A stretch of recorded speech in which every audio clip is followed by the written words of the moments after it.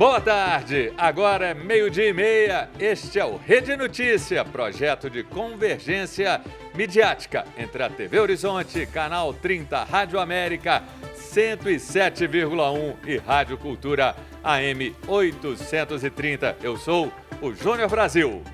E eu sou Nicele Fonseca, é um prazer estar aqui com você, que também pode contribuir com sua sugestão de reportagem. É só enviar para o nosso WhatsApp, o número é o 31 99680 2910. Vamos para os nossos destaques de hoje. Sobe para 8 o número de mortes causadas pela chuva em Minas. Moradores registram inúmeros transtornos. E ainda, protocolado o plano de recuperação judicial da 123 Milhas.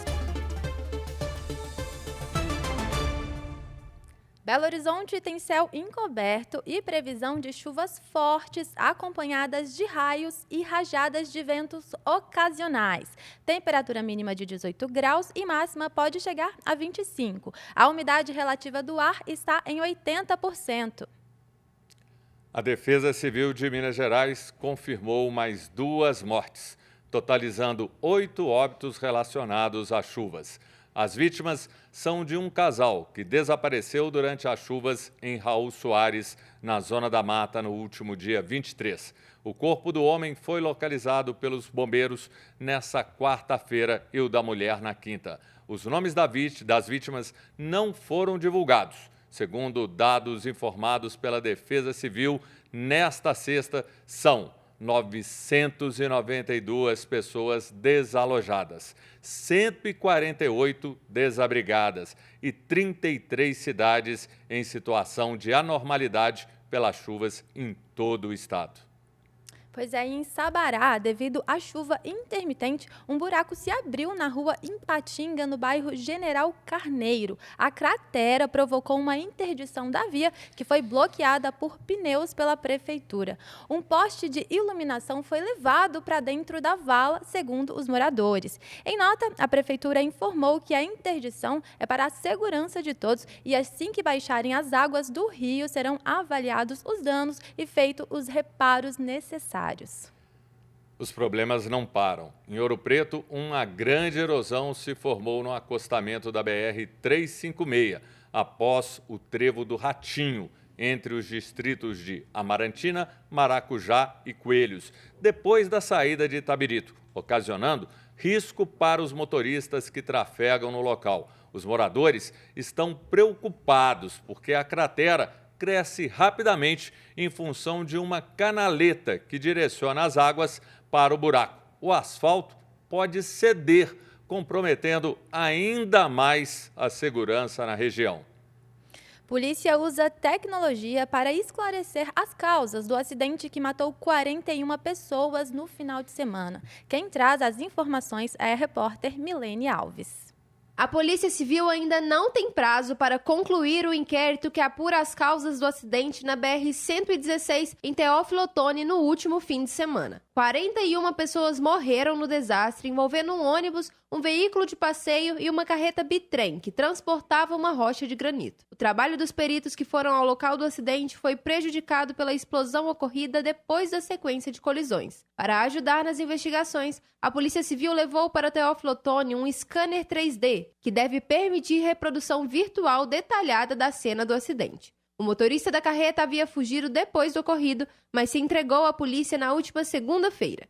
Ele foi ouvido e liberado, porque o prazo do flagrante já havia passado. Ele disse aos policiais que fugiu porque teve medo de ser linchado. Repórter Milene Alves. Sobe para 9 o número de vítimas do desabamento da ponte no último domingo que liga o Maranhão ao Tocantins. Segundo os bombeiros, o corpo foi localizado por moradores da região nessa quinta, aproximadamente a 6 quilômetros do local. 8 pessoas continuam desaparecidas. 764 pensionistas do IPSENG que fizeram aniversário em novembro têm até a próxima segunda-feira, dia 30, para fazer a prova de vida e evitar a suspensão dos pagamentos de benefícios. Para regularizar o cadastro, quem tiver em situação pendente deve comparecer à unidade mais próxima do IPSENG regional e apresentar um documento original de identificação com CPF. O atendimento deve ser agendado no portal MG ou pelo aplicativo MG App. Já os aposentados e pensionistas de Belo Horizonte que fazem aniversário em dezembro têm até o dia 31 deste mês para fazerem a prova de vida. Caso não realizem o procedimento até a data limite, o salário desses beneficiários será suspenso e só será retomado após a efetivação da prova de vida. E atenção, viu, gente, porque termina hoje o prazo para que os trabalhadores saquem os valores referentes aos abonos salariais do PIS e do PASEP de 2024. Cerca de 240 mil brasileiros ainda não sacaram o dinheiro. O pagamento dos abonos é destinado a trabalhadores que recebem, em média, até 2 salários mínimos por mês e que tenha exercido atividade remunerada por pelo menos durante 30 dias, em 2022. O pagamento é realizado pela Caixa Econômica Federal para trabalhadores da rede privada e pelo Banco do Brasil, os do setor público. Para consultar aí se você tem direito a esse benefício, basta acessar o aplicativo da Carteira de Trabalho Digital. E no próximo bloco, Atlético empresta goleiro ao América. Palmeiras de olho em jogador do Cruzeiro. Quem será? E mais informações sobre os estragos das chuvas. São 12:36.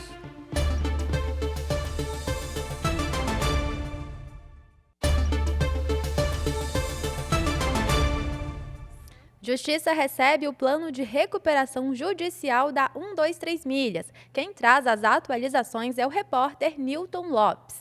A agência de viagens 123 Milhas protocolou na Justiça um plano de recuperação judicial que define prazos e condições de pagamentos para os mais de 800 mil credores do grupo empresarial. As reparações somam quase 2,5 bilhões de reais. As formas de pagamento variam de acordo com o tipo de credor. Os ex-funcionários vão receber o pagamento integral, dividido em 12 parcelas mensais iguais, corrigidas pela inflação. Para quem comprou passagens promocionais que não foram emitidas, fornecedores e instituições financeiras, são 3 opções de recebimento. Pagamento integral dividido em 12 vezes semestrais, num prazo de 6 anos e meio. Outra alternativa é o pagamento com abatimento de 60% do valor devido em 12 parcelas semestrais, 1 ano e meio depois que o acordo for assinado. A terceira opção prevê o pagamento integral das dívidas de até R$ 450, 2 anos e meio depois da homologação do plano. Repórter Newton Lopes. Newton, o Atlético empresta o goleiro Matheus Mendes ao América até o final de 2025. E o clube está perto de oficializar a negociação de Paulinho com o Palmeiras. O Atlético vai receber, que bolada, hein? 115 milhões mais os jogadores Gabriel Menino e Patrick. E hoje começou a retirada do gramado na Arena do Galo. Pelo lado do Cruzeiro, o Palmeiras manifesta interesse em Matheus Pereira. Não existe nada oficial ainda, mas especula-se uma proposta de 80 milhões de reais. E Gabriel Veron se despediu do Cruzeiro nessa quinta, retornando ao Porto de Portugal. Uma boa, a América estava procurando goleiro, tem um bom goleiro agora, um goleiro interessante, um goleiro promissor. Isso é bom para o Atlético, bom para o América, algo muito interessante. E do lado do Cruzeiro não vai ficar saudade nenhuma, apesar de alguns gols do Gabriel Veron. Que seja feliz em Portugal. Continuando a falar sobre os problemas das chuvas nesta madrugada, foram muitos os estragos em Belo Horizonte e Contagem. Quem está com a gente é o repórter João Eduardo Santana com mais informações. Aqui na capital, o anel rodoviário ficou alagado na altura do bairro Engenho Nogueira, perto do Shopping Del Rey, em ambos os sentidos. Perto dali, no bairro Caiçara, a Avenida Antônio Henrique Alves ficou completamente inundada, se tornando um rio. Moradores precisaram improvisar para que seus carros não fossem arrastados pela enxurrada.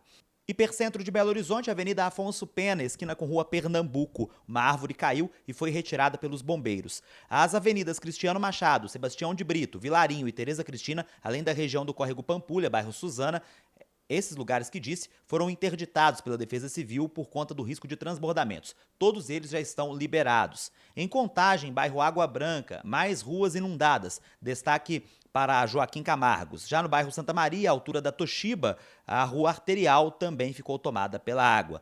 No caso aqui de Belo Horizonte, as fortes chuvas colocam a cidade em alto risco geológico para deslizamentos e também desmoronamentos. Em qualquer sinal de risco, saia imediatamente da sua casa e acione a Defesa Civil pelo telefone 199.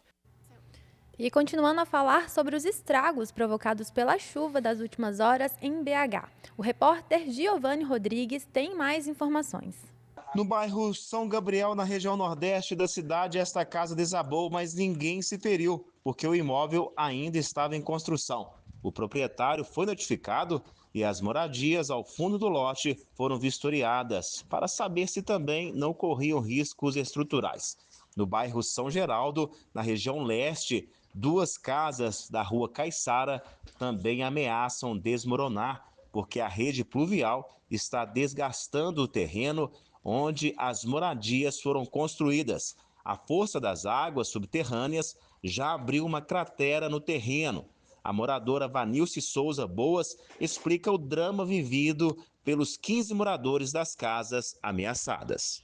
E nós pedimos assim, a providência mais rápida possível, porque nós estamos correndo risco de vida. A Defesa Civil esteve aqui, pediu para a gente estar esvaziando a casa, não ficando, interditou a casa. E falou que se tiver alguma rachadura, algum estalo, que é para a gente sair. Eu só estou vindo aqui na minha casa, tomar um banho, fazer comida e sair, eu não fico em casa. E não tenho para onde ir, estou dormindo em casa de parentes. E está complicado, porque a cratera que está debaixo da minha casa é muito difícil, gente, é muito complicado. Se não fosse a mão de Deus segurando, já tinha desabado essa casa. E tem outra casa em cima também.